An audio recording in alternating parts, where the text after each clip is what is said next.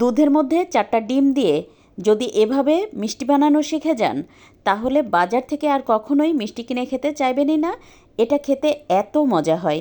আর যখন এই মিষ্টিটা তৈরি করি তখন তো ঘরে ঘ্রাণে মৌ মৌ করে, এত সুন্দর একটা শাহী ঘ্রাণ আসে।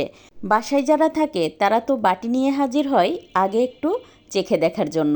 আর এটা চাখতে যেয়ে এমনিতেই অর্ধেকটা শেষ হয়ে যায়। তাই তো বলছি, ভিডিও শেয়ার করে রেখে দেন, এতে করে কিন্তু পরবর্তীতে মিষ্টিটা বানানোর সময় আরও একবার দেখতে পারবেন, না হলে কিন্তু হারিয়ে গেলে আমার দোষ নাই। আজকের ভিডিওর জন্য এখানে আমি 1.5 লিটার দুধ নিয়েছি। এবার এর মধ্যে 4টা ডিম দিয়ে তারপরে দেখতেই পাচ্ছেন আমি এটা কিন্তু খুব ভালোভাবে দুধের সাথে মিশিয়ে নিচ্ছি। আমার কাছে হ্যান্ড হুইক্স থেকে ডাল ঘুটনি দিয়ে মেশাতে সহজ মনে হচ্ছিল বলে তাই কিন্তু আমি ডাল ঘুটনি দিয়ে সহজে মিশিয়ে নিয়েছি। আর দেখতেই পাচ্ছেন দুধে কিন্তু কোনো প্রকার লাম্পস নাই, দুধ আর ডিমটা একবারে মিশে গেছে। এখন একটা পাত্রে রেখে দিব। আর মিষ্টিটা বানানোর জন্য চুলায় একটা প্যানে 3 টেবিল চামচ পরিমাণ ঘি দিয়ে দেব। ঘি দিয়ে মিষ্টিটা বানানো হয় বলে এটার ঘ্রাণে পুরো ঘর মৌ মৌ করে। এবার এর মধ্যে দিয়ে দেব একটা এলাচ গুঁড়ো করে, এতে করে ডিমের আর কোনো ব্যাড স্মেল থাকে না। এখন এর মধ্যে দিয়ে দেব 1/3 কাপ পরিমাণ সুজি। তারপরে সুজি দিয়ে বেশ ভালোভাবে ভেজে নেব 3-4 মিনিট সময় নিয়ে। চুলার আঁচ এই পর্যায়ে মিডিয়াম লো করে দিয়ে কিন্তু ভাজতে হবে, তা না হলে চুলার আঁচ বাড়িয়ে দিয়ে যদি ভাজা হয় তাহলে সুজিটা পুড়ে যাবে আর দেখতেও ভালো লাগবে না, খেতেও ভালো লাগবে না। এখন এর মধ্যে দিয়ে দেব অল্প অল্প করে ওই যে আগে থেকে দুধ ডিমের মিশ্রণটা। আর হ্যাঁ, এখন কিন্তু অনবরত নাড়তে হবে, কোনোভাবে নাড়া থামানো যাবে না, তা না হলে কিন্তু দলা পেকে যাবে। তো দেখতে পাচ্ছেন আমি কিন্তু খুব ভালোভাবে মিশিয়ে নিয়ে দিয়ে দিলাম হচ্ছে সামান্য একটু পরিমাণ লবণ, আর দিয়ে দেব আধা কাপের একটু বেশি কনডেন্স মিল্ক। এবারে সব কিছু খুব ভালোভাবে নেড়ে মিশিয়ে নেব। কোনোভাবে কিন্তু নাড়া থামানো যাবে না, তা না হলে কিন্তু দলা পেকে যাবে।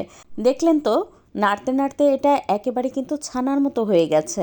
আমরা ছানা কেটে নিলে যেরকম হয় না, ঠিক সেরকম নরম তুলতুলা।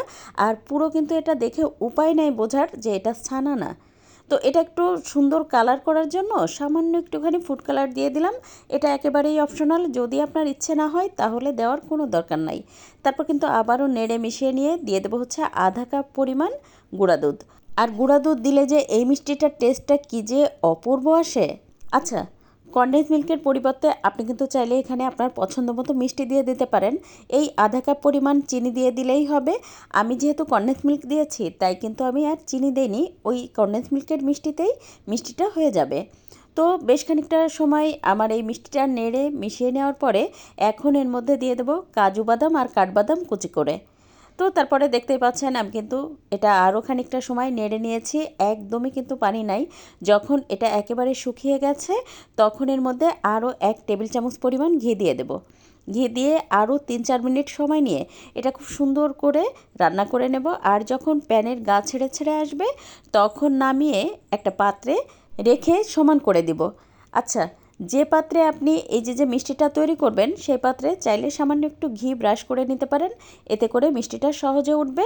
এবার উপর থেকে আরও একটু বাদাম কুচি ছড়িয়ে দেব, এতে করে দেখতেও সুন্দর দেখায়। আর যখন দাঁতের নিচে বাদামটা পড়ে খেতেও অনেক ভালো লাগে। দেখতেই পাচ্ছেন বাদামটা দেওয়ার পরে আমি একটুখানি চেপে চেপে বসিয়ে দিচ্ছি যেন বাদামটা খুলে না আসে। এবার এটা একটু ঠান্ডা হওয়া পর্যন্ত অপেক্ষা করব, তারপরে কেটে নেব। তো এই 20-30 মিনিট অপেক্ষা করার পরে কিন্তু এটা পুরোপুরি ঠান্ডা হয়ে গেছে। এবার তো এটা কেটে আপনাদের সাথে শেয়ার করছি। আর এটা যদি গরম অবস্থায় কাটতে যান তাহলে কিন্তু এটা অনেক বেশি নরম থাকে, আর কাটতে যাওয়ার সময় কিন্তু এটা ভেঙে যাবে বা খুলে যাবে। আপনি চাইলে কিন্তু এই মিষ্টিটা গোল গোল করেও বানাতে পারেন, অথবা যে কোনো কুকি কাটার দিয়েও কেটে নিতে পারেন। আর এটা আপনি যাকে খাওয়াবেন বিশ্বাস করেন কোনোভাবেই এটা বোঝার উপায় নাই যে এটা আপনি দুধ আর ডিম দিয়ে তৈরি করেছেন। কাউকে যদি আপনি বলেও দেন তাহলেও বিশ্বাস করাতে পারবেন না যে এটা ছানার তৈরি না। আর এটা যে কী পরিমাণ সুন্দর একটা ঘ্রাণ আসে, একেবারে রাজকীয় একটা ঘ্রাণ। এটা আপনি চাইলে যে কোনো অনুষ্ঠানেও পরিবেশন করতে পারেন, অথবা কোথাও বেড়াতে গেলেও তৈরি করে নিয়ে যেতে পারেন। আজ এ পর্যন্ত, কাল আবার নতুন কোনো ভিডিও নিয়ে দেখা হবে ইনশাল্লাহ।